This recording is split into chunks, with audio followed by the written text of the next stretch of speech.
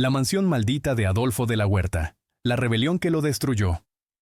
El aire en Polanco tiene una carga que trasciende la humedad habitual del valle de la Ciudad de México. Al anochecer, cuando las tiendas de lujo cierran y los restaurantes exclusivos vacían a sus últimos clientes, reina un silencio peculiar en las avenidas donde se forjó y posteriormente se borró la historia.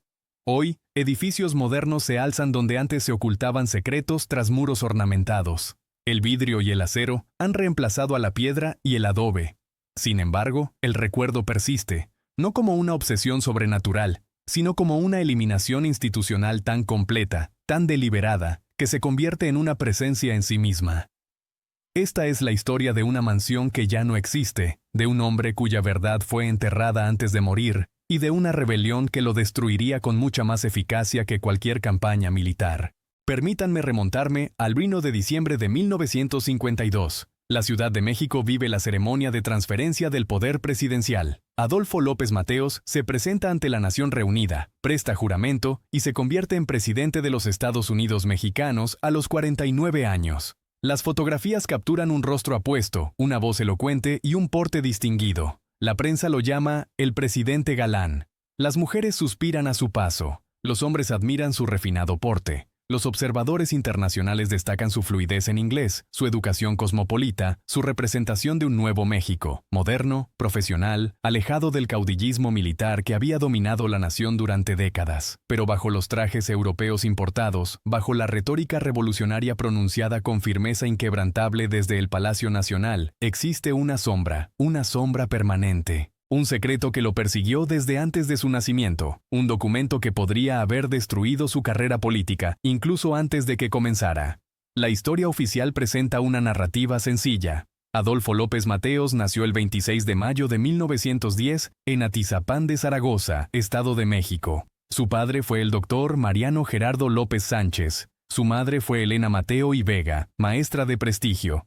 Provenía de una familia mexicana de pura cepa, educada en las mejores escuelas del país. Una historia de éxito humilde, una narrativa de la promesa meritocrática de México. Un niño cuya inteligencia y dotes oratorias lo elevaron de una situación modesta al cargo más alto del país. Pero cada palabra de esta historia era una mentira calculada, construida con la precisión de la maquinaria institucional, protegida por los mecanismos del poder estatal y sepultada bajo capas de documentos destruidos y testigos silenciados. El problema fatal con la narrativa oficial surge al examinar los registros hospitalarios de la Ciudad de México. El doctor Mariano Gerardo López Sánchez falleció el 12 de marzo de 1904. La documentación es inequívoca. Certificado de defunción firmado por 2 médicos. Complicaciones respiratorias. Entierro en el Panteón Francés de San Joaquín. Las matemáticas se vuelven imposibles. Un hombre no puede engendrar un hijo 6 años después de su muerte. Y sin embargo, el 26 de mayo de 1910,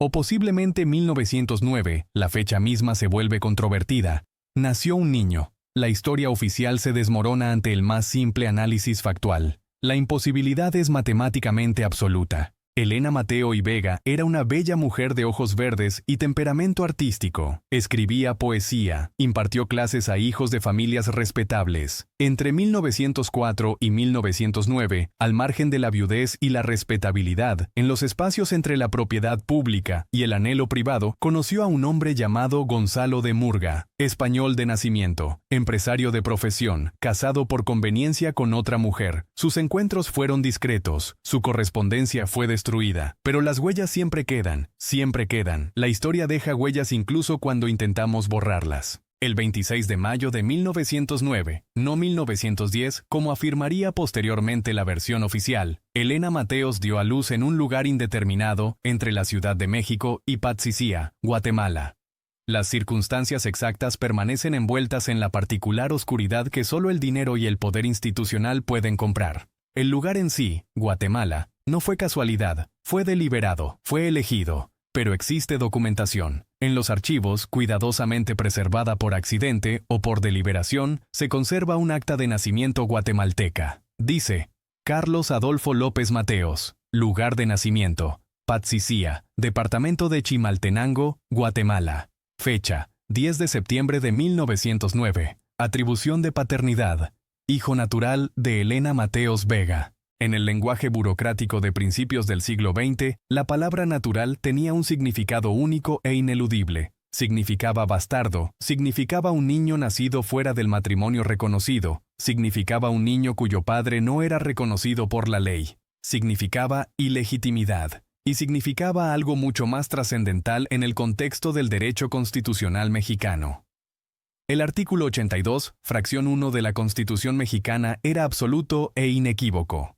Solo los mexicanos por nacimiento podían ocupar la presidencia, sin excepciones, sin matices, sin flexibilidad constitucional. Un niño nacido en Guatemala, de padre español, registrado como hijo natural, era constitucionalmente inelegible para ocupar el cargo que López Mateos ocuparía. La Constitución que juró defender fue el mismo documento que técnicamente ilegalizó su presidencia. ¿Cómo llegó un niño guatemalteco a la presidencia de México? ¿Quién falsificó los documentos? ¿Cuánto dinero se intercambió? ¿Cuántas personas se vieron obligadas a guardar silencio? Las respuestas existen, fragmentadas en expedientes que se perdieron deliberadamente, entre testimonios de testigos que posteriormente fallecieron en circunstancias convenientes, y dentro de un sistema político que funcionaba según una regla no escrita, pero absoluta. No hagas preguntas que no quieres que te respondan. Las respuestas están ahí. Simplemente están enterradas, sistemáticamente, deliberadamente, con precisión institucional. El niño que se convertiría en López Mateos creció entre dos mundos. Elena Mateos lo trajo de vuelta a México siendo aún un bebé. Lo registró con el apellido de su difunto esposo, explotando el caos administrativo de una nación que apenas emergía de la revolución. En 1910, México ardía. Pancho Villa y Emilio Zapata lideraban ejércitos campesinos. El gobierno federal controlaba solo las principales ciudades.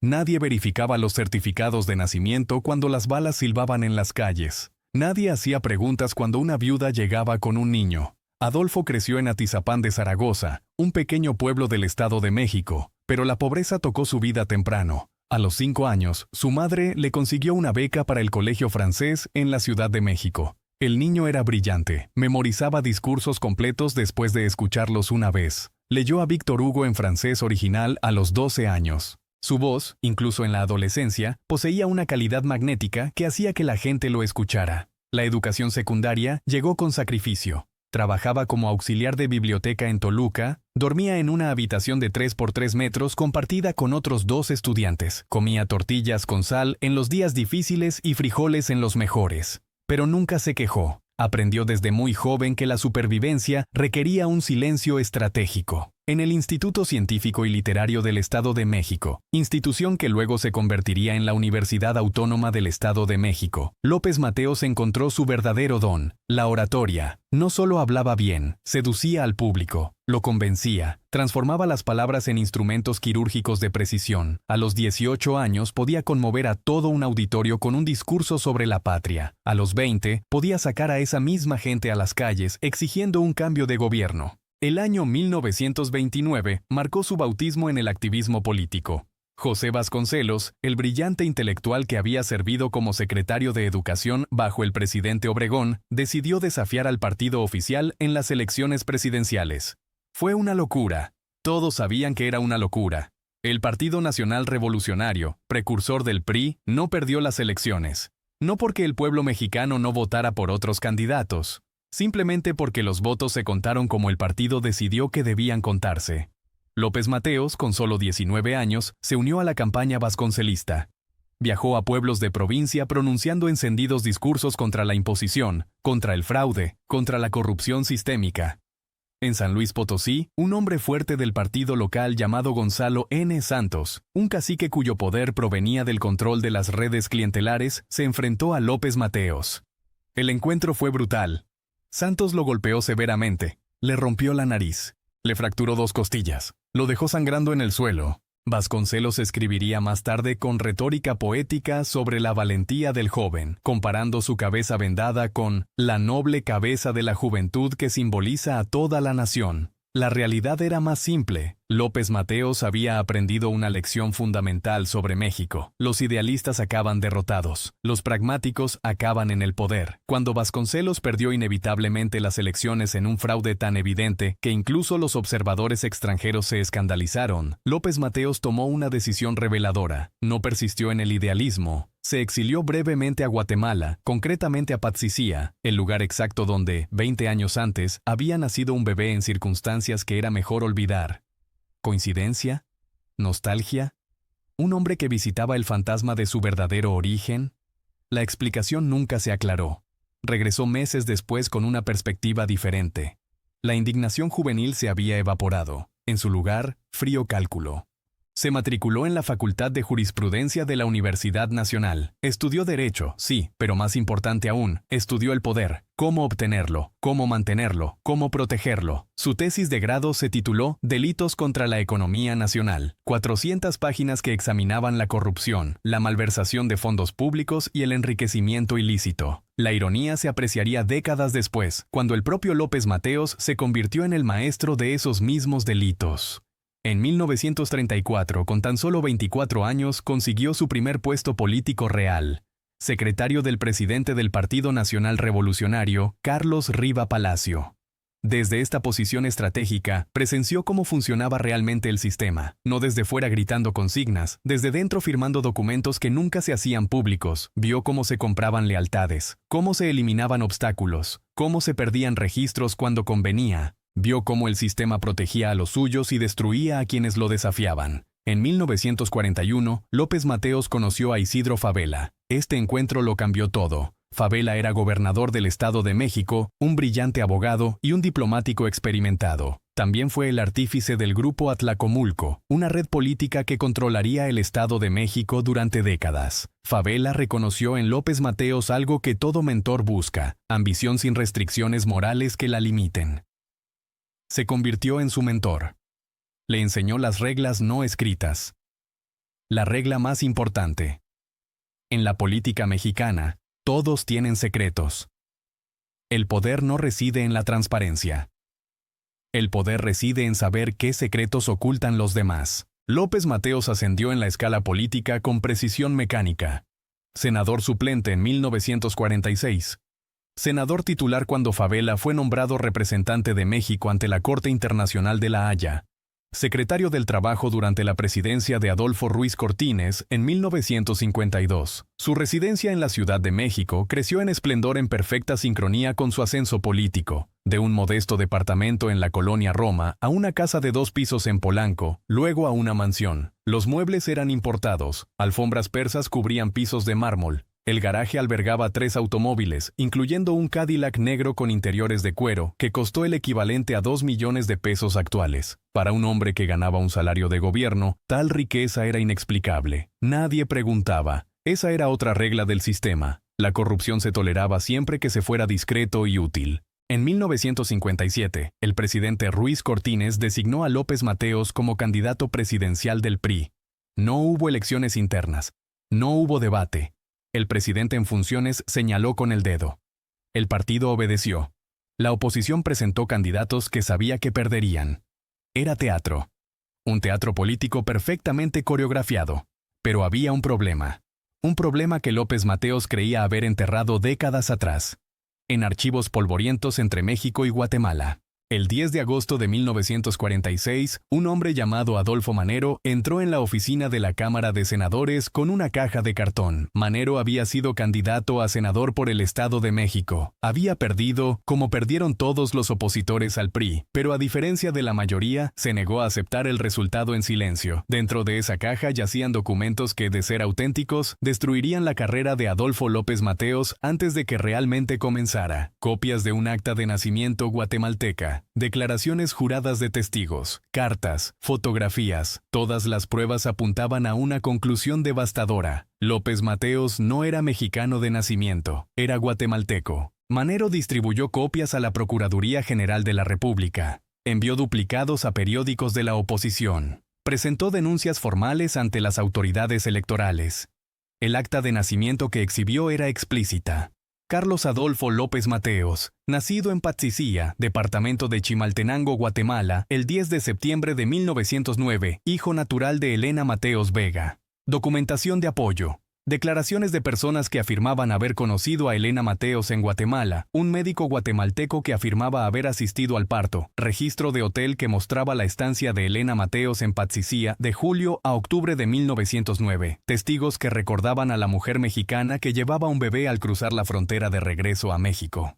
Durante 7 días, el escándalo amenazó con consumirlo todo. Los periódicos de oposición publicaron acusaciones en titulares de primera plana. Las emisoras de radio discutieron el caso en cafés y cantinas de todo el país. Los mexicanos debatieron sinceramente si un guatemalteco estaba a punto de ser elegido para el Senado. La posibilidad de una crisis constitucional flotaba en el aire. López Mateos no se dejó llevar por el pánico. Había aprendido el sistema demasiado bien. El 17 de agosto de 1946, exactamente 7 días después de la revelación de Manero, López Mateos presentó su contraofensiva. Una caja más grande, más documentos, un certificado de bautismo de Zacatecas que supuestamente mencionaba a su supuesto padre, comprobantes de matrícula del Instituto Científico y Literario, un certificado de matrimonio que lo identificaba como originario del Distrito Federal, una cédula de empleo como empleado de la Secretaría de Educación Pública. Ninguno de estos documentos probaba realmente dónde había nacido, pero en el México de los años 40, la verdad era negociable cuando se contaban con los contactos adecuados.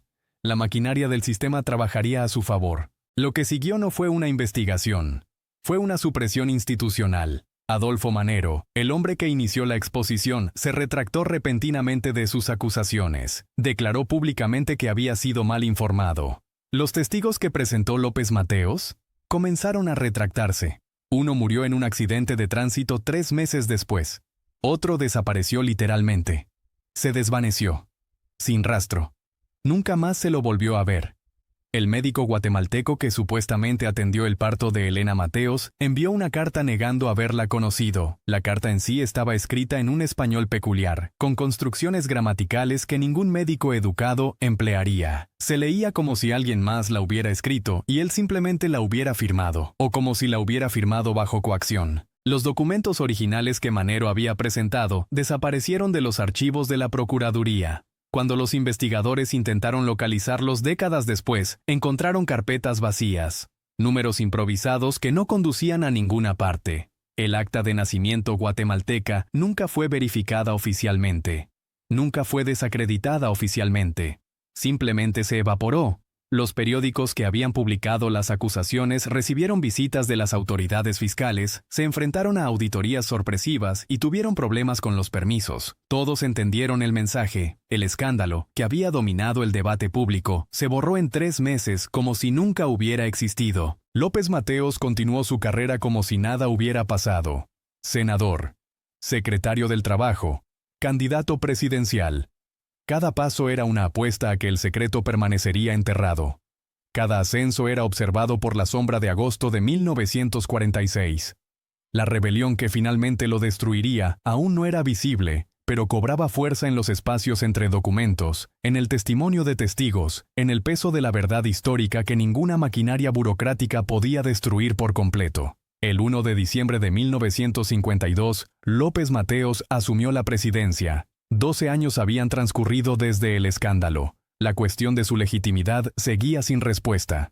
Constitucionalmente, si López Mateos hubiera nacido en Guatemala, todo lo que firmara, todo decreto que emitiera, toda orden que diera como presidente, sería técnicamente ilegal. Nulo, sin valor legal. Pero nadie en el sistema mexicano se hacía esas preguntas. El poder era real. La legalidad era negociable. La verdad era peligrosa. La mansión de Polanco, donde López Mateos viviría durante su presidencia, se convirtió en el centro de una presidencia en la sombra. A puerta cerrada, tras la discreción adquirida con cargos gubernamentales y amenazas, ocurrieron hechos que la prensa oficial nunca documentó. Empleados de la residencia presidencial, aquellos que décadas después se animaron a hablar, describieron encuentros discretos con mujeres jóvenes. Mujeres muy jóvenes, apenas mayores de edad, buscadas específicamente por su virginidad. Introducidas por entradas secundarias, encuentros que ocurrían en habitaciones del segundo piso, a las que solo podía acceder personal de confianza. A la mañana siguiente, estas jóvenes salían con sobres con dinero en efectivo. Suficiente para comprar silencio, suficiente para evitar que las familias hicieran preguntas incómodas. La mansión misma fue maldecida no por fuerzas sobrenaturales, sino por el peso acumulado de lo ocurrido allí. Pasarían años antes de que la magnitud de su presidencia se hiciera evidente. En 1958, apenas iniciado su mandato, los trabajadores ferroviarios se declararon en huelga. Demetrio Vallejo lideró el movimiento. Era comunista, sí, pero sus demandas eran justas. Mejores salarios, mejores condiciones. Una auténtica democracia sindical. López Mateos, el hombre que se autoproclamó de extrema izquierda dentro de la Constitución, ordenó la represión. Miles de soldados rodearon las estaciones de tren. 10.000 trabajadores fueron arrestados y encarcelados sin juicio. Vallejo pasaría 11 años en prisión. Su delito, organizar una huelga legal. El hombre que prometió defender a los trabajadores destruyó el movimiento obrero independiente con eficacia militar. En mayo de 1962 ocurrió algo que reveló la verdadera naturaleza de López Mateos. Rubén Jaramillo lideró a los campesinos que exigían una reforma agraria. Abogó por la lucha pacífica por la justicia agraria. López Mateos lo recibió en Palacio Nacional 3 meses antes de su muerte. Promesa pública. No represión. Las demandas serían escuchadas. La lucha pacífica podría continuar. Jaramillo lo creyó. Bajó la guardia. 3 meses después, los soldados llegaron a su casa. Se lo llevaron a él, a su esposa embarazada y a sus 3 hijos, de 6, 9 y 14 años. Los llevaron a un campo baldío. Los ejecutaron a todos. Disparos en la cabeza. 6 disparos para Jaramillo. 3 para su esposa embarazada. Ametrallaron a los niños mientras corrían. 6 cuerpos pudriéndose bajo el sol de Morelos como un mensaje para cualquiera que considerara desafiar. Sin investigación. Sin responsabilidad identificada. Los soldados que ejecutaron las órdenes nunca fueron juzgados. Los expedientes del caso desaparecieron de los archivos militares. La mansión de Polanco fue testigo de la planificación de estos crímenes. Albergó las deliberaciones de un hombre que se presentaba como defensor de los trabajadores mientras ordenaba su asesinato. Albergaba los espacios donde López Mateos vivió una vida secreta de engaño moral mientras proclamaba públicamente ideales revolucionarios. La rebelión que lo destruiría fue la rebelión de la verdad documentada contra las mentiras institucionales. López Mateos sufrió su primera cefalea severa en 1963. Los médicos finalmente determinaron que tenía múltiples aneurismas cerebrales. Aún así, continuó en el cargo. El último año de su presidencia, su capacidad de decisión se deterioró claramente. Algunos historiadores sugieren que su círculo íntimo tomaba decisiones importantes, mientras que López Mateos se limitaba a firmar documentos sin leerlos completamente. El 30 de noviembre de 1964, transfirió el poder a Gustavo Díaz Ordaz. La ceremonia se celebró en el Palacio Nacional. López Mateos sonrió, pero su mirada estaba vacía. Los aneurismas le estaban devorando el cerebro. Tenía 54 años, pero aparentaba 70. Los médicos le dieron meses de vida. Sobrevivió 5 años, pero a duras penas. Los 2 últimos años estuvo en coma. Su cuerpo se mantenía vivo gracias a una maquinaria mientras su mente se extinguía. Murió el 22 de septiembre de 1969, a los 60 años. Causa de la muerte: complicaciones de aneurismas cerebrales. Fue velado en el Palacio de Bellas Artes. Miles de personas desfilaron ante su ataúd. Muchos lloraron sinceramente.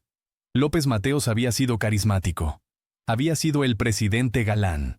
Lo que no sabían, lo que el gobierno nunca les dijo, era que el hombre en ese ataúd posiblemente había llegado al poder mediante fraude documental, que había ordenado ejecuciones mientras se declaraba defensor de los oprimidos, que había terminado su presidencia inmensamente rico con dinero de origen inexplicable, que había mantenido una vida en la sombra saturada de engaño moral. La mansión en Polanco cambió de manos varias veces tras su muerte. Ningún dueño la conservó por mucho tiempo. No por superstición, sino porque los recuerdos pesan. La primera familia que la compró, empresarios de Guadalajara, la vendió a los 8 meses. Dijeron que no se adaptaban a la Ciudad de México. La verdadera razón, según la empleada doméstica, era otra. La esposa no soportaba la sensación de ser vigilada constantemente, no por intrusos, sino por el peso de lo ocurrido allí. El recuerdo de cuántas jóvenes habían entrado por esa puerta lateral. La segunda familia, un clan político vinculado al PRI, la compró precisamente porque había sido la residencia de López Mateos. Consideraban la propiedad como un honor. Duraron 2 años.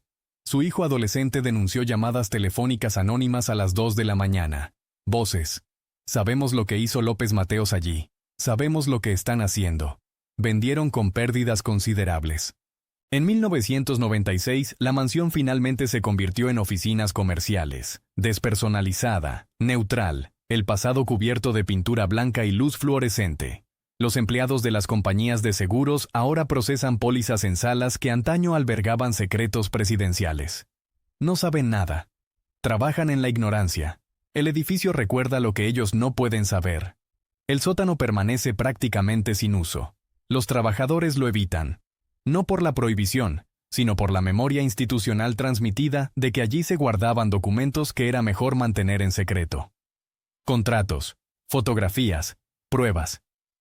Cuando los nuevos propietarios, en 1972, descubrieron cajas en ese sótano, llamaron a las autoridades. Camiones del gobierno llegaron al día siguiente. Los funcionarios lo cargaron todo. No se dio ningún recibo, ninguna explicación. Las cajas desaparecieron en la burocracia mexicana, ese agujero negro donde las verdades incómodas mueren. La rebelión que destruyó a López Mateos fue la rebelión de la verdad contra las mentiras institucionales. Fue la negativa de la memoria a ser completamente borrada. Fue la persistencia de la evidencia en lugares inesperados. Fue la incomodidad de las familias que vivían en espacios saturados de trauma histórico. Fue el conocimiento institucional transmitido silenciosamente entre trabajadores que sabían que algo significativo había ocurrido entre esas paredes. Fue el peso de los documentos que sobrevivieron a las purgas burocráticas. Fue el testimonio de los testigos que finalmente hablaron. El acta de nacimiento guatemalteca nunca se encontró después del funeral de López Mateos. Los archivos del caso permanecieron perdidos. Todos los testigos que pudieron confirmar la verdad habían fallecido. La mansión que presenció su vida secreta sigue en pie, aunque transformada hasta quedar irreconocible. Su historia se ha borrado, pero su peso permanece. La maldición de la mansión no es sobrenatural, es la maldición de la verdad histórica, persistente, inevitable, que se niega a ser silenciada por completo. La rebelión que destruyó a Adolfo López Mateos no fue lanzada por ejércitos ni oponentes políticos.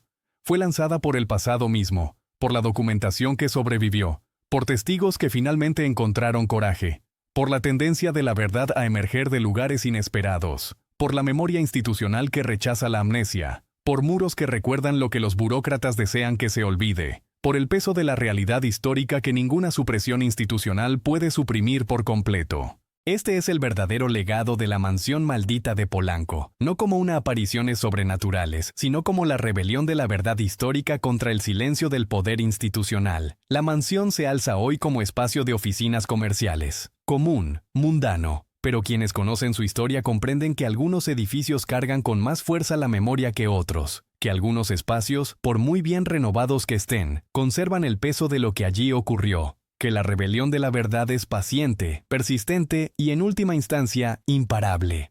Los documentos en los archivos del sótano, el testimonio de trabajadores que no hablarán públicamente, pero que transmiten conocimiento en silencio, la incomodidad de las familias que habitaron brevemente esos espacios. Esta es la verdadera arquitectura de la maldición. No magia, sino memoria. No superstición, sino peso institucional. No fantasmas, sino la persistente rebelión de la verdad histórica contra el silencio de las mentiras institucionales. La mansión sigue en pie. El pasado susurra. Y en algún lugar de la oscuridad de los archivos institucionales, la evidencia aguarda. Paciente. Inevitable. Se niega a ser borrada por completo.